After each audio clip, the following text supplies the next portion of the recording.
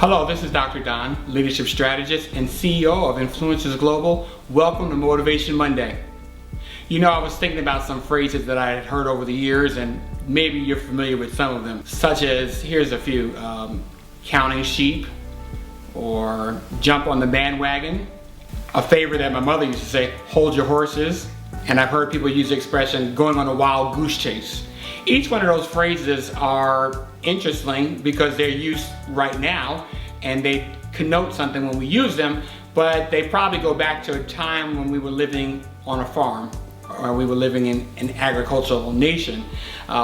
Today is different, and because it's different, there's terminology and phrases that we need to know. And so I want to share with you today 3 words that every influencer needs to know, every leader needs to know, whether you're in the marketplace or ministry, that's going to make or break really just how far you lead and the kind of impact that you have on the people that you're called to serve.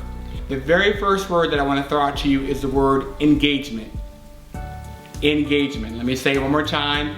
Engagement. You see, engagement is not the number of people that visit your website. It's not the number of people that come sit in the pews of your church. It's not the number of people that pass through your doors of your store. That's not engagement. That's what we call visitors. What this generation is looking for and needs, if they're going to connect with you or you're going to connect with them, is engagement. Even at the dinner table, it's not unusual these days to find 4 or 5 people sitting at the dinner table, but everybody's on their own cell phone or on their own tablet. They are disengaged. And the key to increasing your influence with any group of people, before you can connect with them, you've got to really engage them. You've got to come into their world or get them to come into your world by engaging. So the question you want to ask yourself is, how or what do I need to do to better engage the people that I'm serving? So if you are a pastor, how can you make your services more engaging? If you have a Facebook page, how can you make your Facebook page more engaging for business?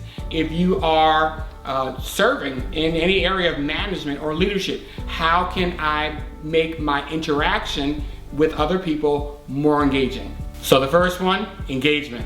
Number 2, experience. You know, we live in a very passive culture, and if you don't give them an experience, they're just going to sit and watch everything on the screen. So you want to make sure that you're making an experience as much as you can for people that will be memorable experiences. College football teams are doing it these days, that they're involving the crowd more and more to build back up the attendance. We've also noticed recently, and I've taken my wife to a place, a murder mystery kind of thing, where we were part of the experience of walking through a crime scene.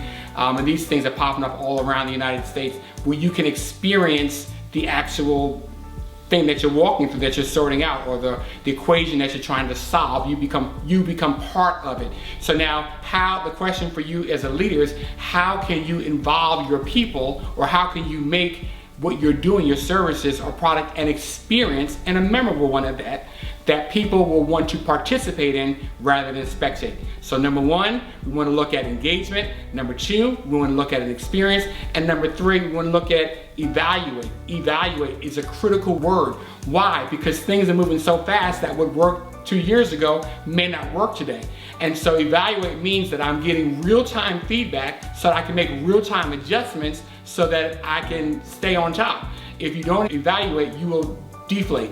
Companies today, they're spending millions of dollars on surveys and feedback because they want to make constant improvement.